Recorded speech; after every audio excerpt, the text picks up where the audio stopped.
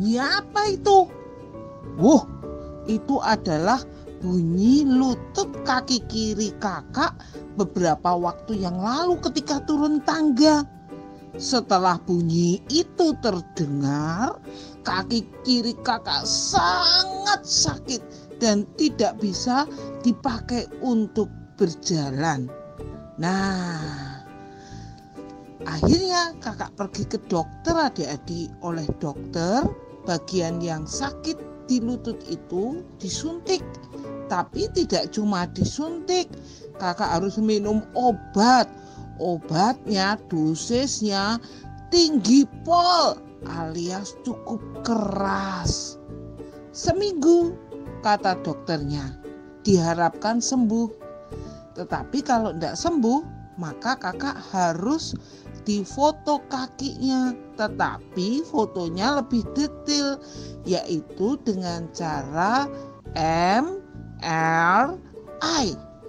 Wah, gimana tuh fotonya? Wah, nanti adik-adik bisa minta gambaran papa atau mama. Gimana cara fotonya? Yang pasti kakak dimasukkan seperti ke terowongan dan tidak boleh bergerak selama 30 menit untuk mendapatkan hasil foto yang paling bagus. Nah, setelah dilihat hasil fotonya, ternyata masih ada luka sepanjang 2 cm di persendian kaki kakak. Inilah yang menyebabkan sakit. Lalu apa kata dokter? Nah, kata dokter ada 2 hal adik-adik. Di sapaan firman hari ini kakak ingin cerita hal yang pertama. Radang 2 cm itu harus sembuh. Sebab kalau tidak, maka akan menyebabkan sakit ini terus-menerus dan tidak akan berkurang. Jadi yang 2 cm ini harus sembuh, harus bersih. Apa yang adik-adik rasakan? Bukan sakit lutut. Apa yang adik-adik rasakan ketika adik-adik dimarahin, atau ada adik-adik yang merasa disakiti hatinya atau diperlakukan tidak adil? Wah, kita seringkali marah ya. Nah, kalau sakit hati, marah, bagaimana ke dokter?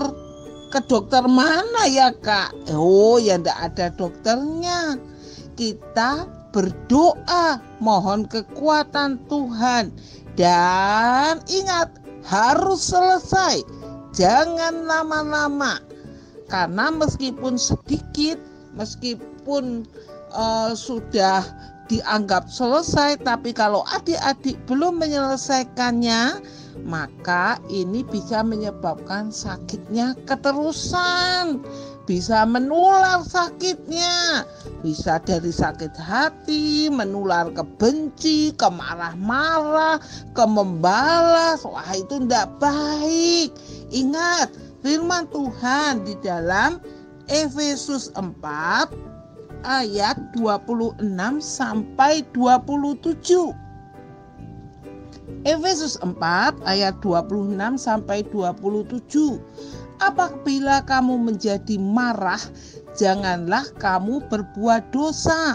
Janganlah matahari terbenam sebelum padam amarahmu, dan janganlah beri kesempatan kepada iblis.